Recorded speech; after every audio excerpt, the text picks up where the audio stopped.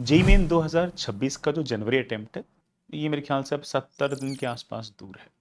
काफ़ी सारे बच्चे जो व्हाट्सएप ग्रुप हैं, टेलीग्राम ग्रुप हैं, उन पर मुझसे कुछ न कुछ सवाल पूछते रहते हैं और मैं अपने हिसाब से उनको रिप्लाई भी लगातार करते रहता हूँ। बट आई वांटेड दैट कि मैं ना जो अगले 70 डेज़ हैं उसको किस तरह से यूज़ करना है और उसमें कौन-सी गलतियाँ नहीं करनी है, किस तरह से बेटर तरीके से पढ़ाई करनी है, तो I have few points to make.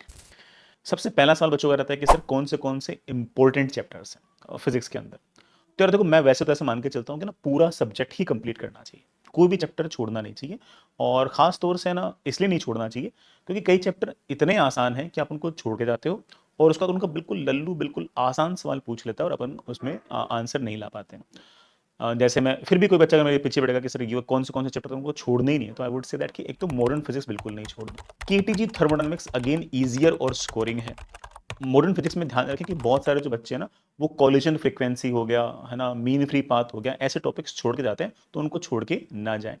तीसरा इलास्टिसिटी, विस्कोसिटी, सरफेस टेंशन हो सकता है कि बच्चों को टफ लगे, बट जो जेईई मेन के सवाल हैं, वो सिर्फ फॉर्मूला बेस्ड है, तो उनको छोड़ के बिल्कुल भी ना जाएँ। मुझे ऐसा लगता है कि ये टॉपिक्स थोड़े से ऐसे हैं, जिन बच्चे थोड़े से कम पसंद करते हैं, लेकिन इनका वेटेज अच्छा खासा ज़्यादा रहता है, तो इनको अच्छे से करके जाएँ। जब मैंने मॉडर्न फिजिक्स बोला, तो उसमें मैंने सेमीकंडक्टर पूरा बोला है, ठीक है? सेमीकंडक्टर उसमें इंक्लूडेड है। ऑफ कोर्स ट्रांजिस्टर वगैरह नहीं पढ़ते, अब वो सिलेबस के अंदर नहीं रहे।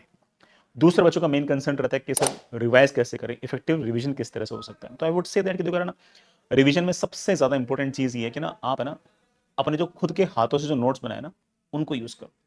जो भी नोट्स आपने पहली बार में लिखे थे ना, उनके अंदर आपके खुद के थॉट्स थे। आप उस टाइम पर क्या सोच रहे थे, वो सब कुछ उसके अंदर था। तो उन नोट्स के साथ रिवीजन ज़रूर करें, लेकिन उस रिवीजन के अंदर बहुत ज़्यादा डीप डाइव ना करें। अगर आप जब भी डीप डाइव करते हैं ना और परफेक्शनिस्ट बनने की कोशिश करते हो कि यार मैं तो ना हर सवाल को बढ़िया तरीके से वापस से देखूंगा और तब जाके आगे बढ़ूंगा, तो फिर उस केस में रिवीजन हो ही नहीं पाता, हम वहीं स्टक कर जाते हैं। आप कोई बच्चा अगर कह दे कि सर मैंने तो है ना ईएमएफ वाले चैप्टर के अंदर वो वाला सवाल भी मेरे को बड़ा पसंद था कि एक तार है, उसकी तरफ एक चार्ज पार्टिकल को फेंका और मिनिमम सेपरेशन और तार और चार्ज पार्टिकल में कितना होगा।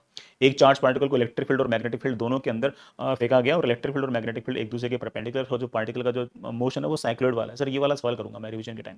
तो यार ये वाले सवाल करना अभी फॉर ए वाइल है ना, इट्स नॉट एडवाइजेबल। तो मैं कहूंगा कि कोई सवाल अगर बहुत ज़्यादा डिफिकल्ट है, बहुत सारे मिक्स्ड कॉन्सेप्ट्स अगर उसके अंदर आ रहे हैं, तो उनके साथ बहुत ज़्यादा टाइम स्पेंड ना करें। आप ना रफली रफली बता रहा हूँ कि एक पेज के ऊपर 1.5 से 2 मिनट के आसपास का टाइम ही लगाएं और जो भी उस पेज पर आपको बढ़िया फॉर्मूला, कॉन्सेप्ट और थ्योरम लगे, उसको आप साइड में एक फेयर कॉपी के ऊपर लगातार लिखते रहें। ये जो लिखना है, यही अपने आप में शॉर्ट नोट बनाना है। जब भी आप उनको लिखते रहोगे, वैसे वैसे लगातार आपको फॉर्मूले लगातार याद होते रहेंगे और आपका बड़े आराम से अच्छे से रिवीजन हो जाएगा। अब अगला सवाल बच्चों का आता है कि सर रिवीजन में क्या मुझे सवाल करने चाहिए? ऑफ कोर्स करने चाहिए। अगर आपके पास टाइम है तो सवाल जरूर करें। सवाल बेस्ट कौन से हैं? ऑफ कोर्स 19 से लेकर 25 सवाल जो पीवाईक्यूज हैं वो सबसे बेस्ट है। अपनी कॉम्पिटिशन वाले जो ऐप है उसके ऊपर सारे के सारे सवाल हैं, उनको आप करें।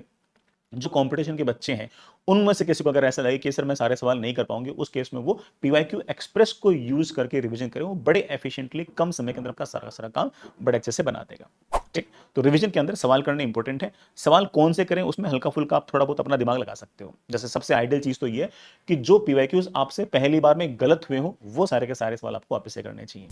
बट फिर भी कोई बच्चा बोलता है कि सर मुझे याद नहीं कि सर ना मैंने कौन से सवाल सही किए थे, कौन से गलत किए थे। तो आई वुड से दैट कि उस केस में आप पहचानो कि आपके लिए कौन से तरह के सवाल ज़्यादा इंपॉर्टेंट है। कोई बच्चा अगर मान लो कि कहते हैं मेरे से तो पीवाईक्यू बनते ही नहीं है, तो वैसे केस में क्या करेगा कि सारे के सारे जो पीवाईक्यूज ग्रीन मार्क्ड हैं, ग्रीन बेटा कौन से जो इजी वाले हैं, सिर्फ और सिर्फ वही करें। कोई बच्चे बोलते हैं कि नहीं सर पीवाईक्यूज मेरे से बड़े आराम से बन जाते हैं, मुझे तो सिर्फ और सिर्फ जो चैलेंजिंग क्वेश्चन है वो दीजिए, और जो थोड़े एब्सर्ड हैं या फिर एनटी ने गलत पूछ लिया या फिर इंफॉर्मेशन इनसफिशिएंट थी, से मुझे सिर्फ और सिर्फ वही वाले सवाल करने हैं, जिससे एनटी अगर मान लो कि इस बार कोई तांडव करता है तो मैं अपने आप को उस हिसाब से रेडी कर सकूं। तो वो सिर्फ और सिर्फ रेड मार्क जो क्वेश्चन है अपने कॉम्पिटिशन वाली ऐप के ऊपर, जो टफर क्वेश्चन है, सिर्फ और सिर्फ उन क्वेश्चन को करें, बाकी ना करें। ठीक है, बिल्कुल सिंपल सी बात है कि मैंने बता दिया रिवीजन में थ्योरी कैसे रिवाइज करनी है और सवाल कौन से आपको करने हैं। मैंने रफली आपको ये वाली बात बताई दी। मैं एक छोटा सा काम और बोलूंगा, एक रिवीजन के अंदर एक एक्सरसाइज आप और कर सकते हो। अगर कोई बच्चा काफी कॉन्फिडेंट है ना, तो रिवीजन की एक टेक्निक और है, वो इसका बिल्कुल एकदम एग्जैक्टली डिफरेंट सिनारियो है। उसमें आप ऐसा कर सकते हो कि लेट्स से कि मुझे आज फॉर एन एग्जांपल मुझे प्रोजेक्टाइल मोशन रिवाइज करना है। तो सबसे पहले कॉपी के ऊपर लिखो प्रोजेक्टाइल मोशन और फिर याद करो कि सबसे पहले लेक्चर में तूने क्या पढ़ा था। अच्छा, ground to ground projectile motion पढ़ा था। फिर ground to ground projectile motion के अंदर जितने फॉर्मूले थे आपको सारे सारे जितने याद है वो बराबर आराम आराम से लिखते रहो बिना नोट्स देखे।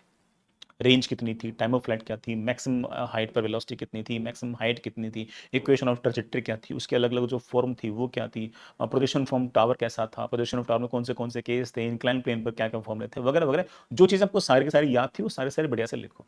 और उसको लिखने के बाद में लास्ट में चेक करो कि आपने एक्चुअल नोट्स के साथ कंपेयर करो और देखो कि आपसे कोई फॉर्मूला मिस हुआ या गलत हुआ। जो मिस हुआ या गलत हुआ वही फॉर्मूला ऐसा है जिसके साथ आपको हल्का सा टाइम और ज्यादा स्पेंड करना चाहिए। तो ये थोड़ा सा रिवीजन का और ज्यादा इफेक्टिव तरीका हो गया, लेकिन ये थोड़ा सा उसी बच्चे के लिए काम का है जो थोड़ा सा सेल्फ मोटिवेटेड है और जो थोड़ा सा जिसकी रिसेप्टिविटी थोड़ी सी बाकी बच्चों के मुकाबले थोड़ी सी बेटर है, उस बच्चे के लिए थोड़ा सा ये वाला तरीका ज्यादा अच्छा रहेगा।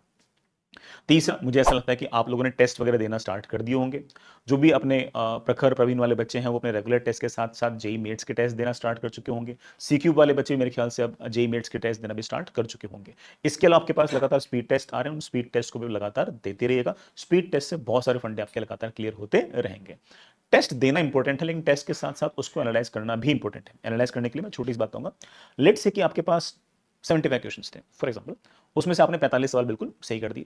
अब 30 सवाल ऐसे बचे जो आपसे या तो गलत हो गए या फिर आपसे छूट गए। उन 30 सवालों को आप अलग से ले लीजिए। उन 30 सवालों को वापस से बिना कोई टेक्स्ट सॉल्यूशन देखे वापस से सोल्व कीजिए।